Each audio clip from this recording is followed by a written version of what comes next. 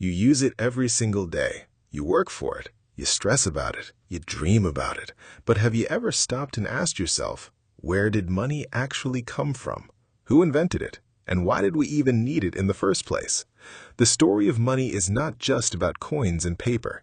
It is about human beings trying to solve one of the oldest problems in history. How do I get what I need from someone else? This is that story. Part 1. The world before money. Imagine waking up tomorrow and money no longer exists. No coins, no cash, no bank account, nothing. How would you eat? How would you get clothes? How would you survive? This was the reality for every human being on Earth for thousands of years, and somehow they managed. But it was not easy at all. In the earliest days of human civilization, people lived in small tribes.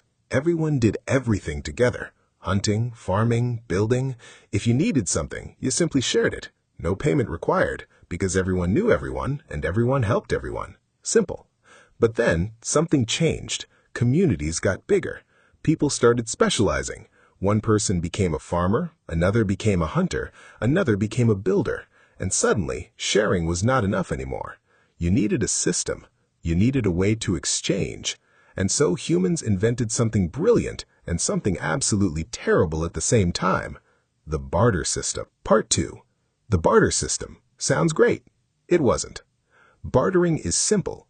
You have something I want, I have something you want, we swap. Done. Sounds perfect, right? Wrong. Completely and utterly wrong. Imagine you're a farmer with a basket of apples. You're hungry for meat, so you find a hunter.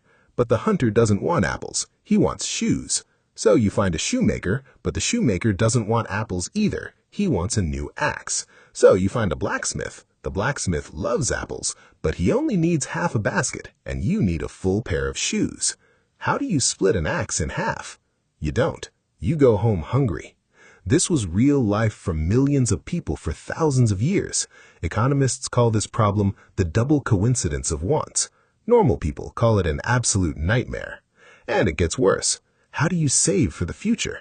You can't store apples forever. They rot, they spoil, they disappear.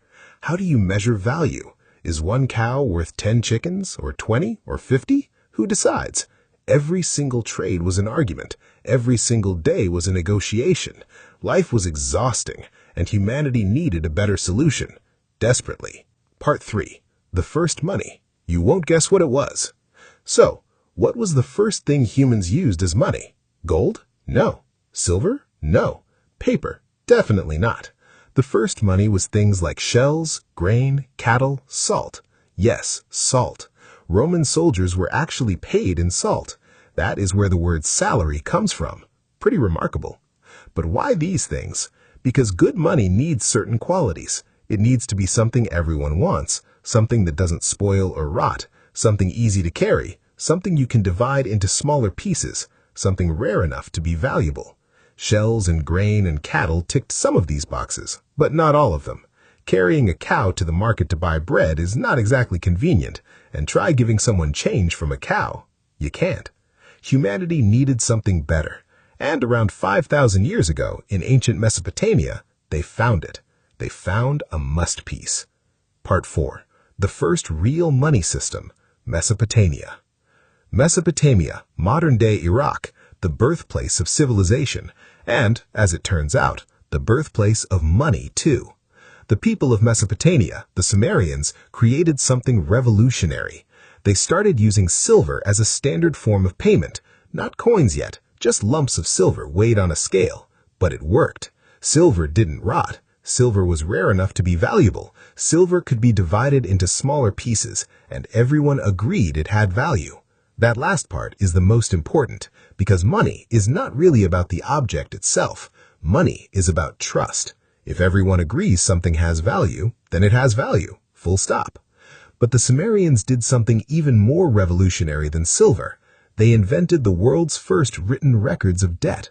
Clay tablets, little pieces of clay with marks scratched into them, saying things like, Farmer A owes Merchant B 10 units of grain to be paid after the harvest.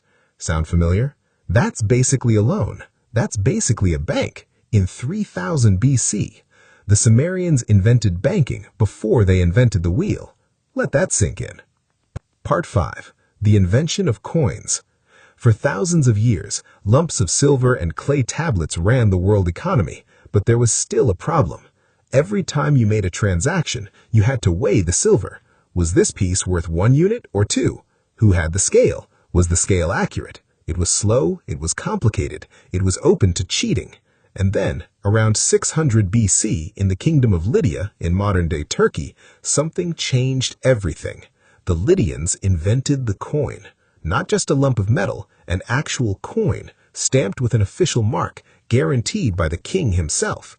This coin has exactly this much silver in it. No weighing required, no arguments, no cheating. Just trust the stamp. It was genius, absolutely genius. Within a few hundred years, coins spread across the entire ancient world. Greece adopted them, Rome adopted them, Persia adopted them. China developed their own coins independently around the same time. Suddenly, trade became faster, easier, more reliable. Empires grew, cities flourished, all because of a small stamped piece of metal. Part 6. Paper money. China changes everything. Coins were great, but coins were heavy. If you were a merchant carrying enough coins to buy a shipload of silk, you needed a donkey just for the money. Not ideal.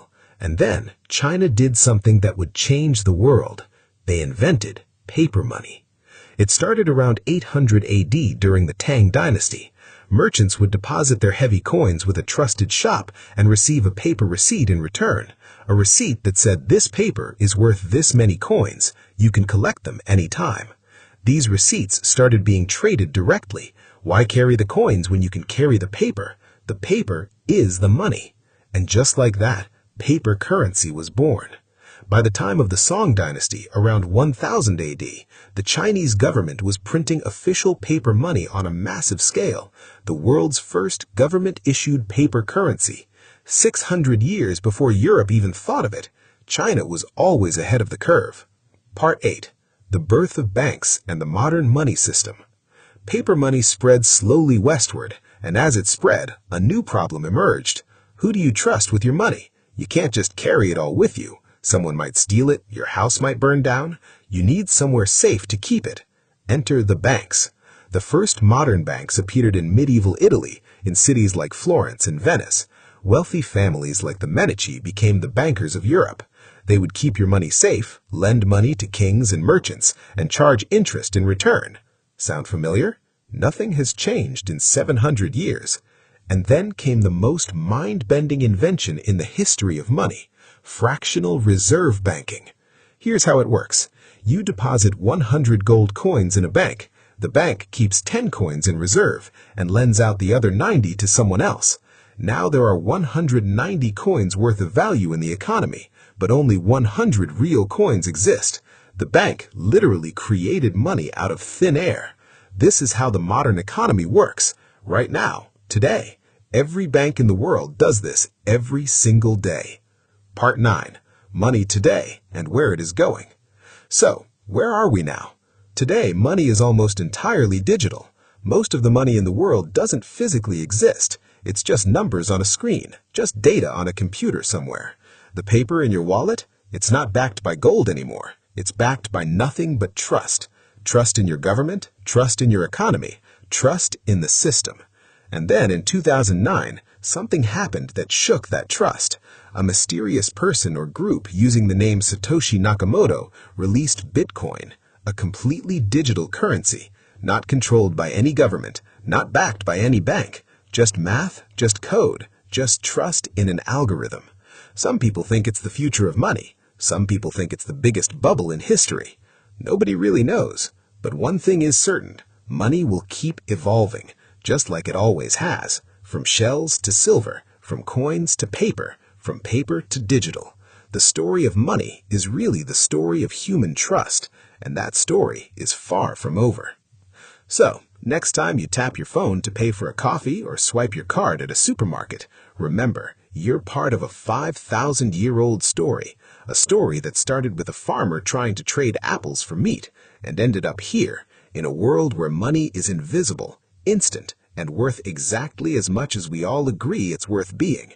Pretty remarkable when you think about it. Thanks for watching. If you enjoyed this video, don't forget to like and subscribe for more fascinating stories about history, science, and the human experience. See you in the next one.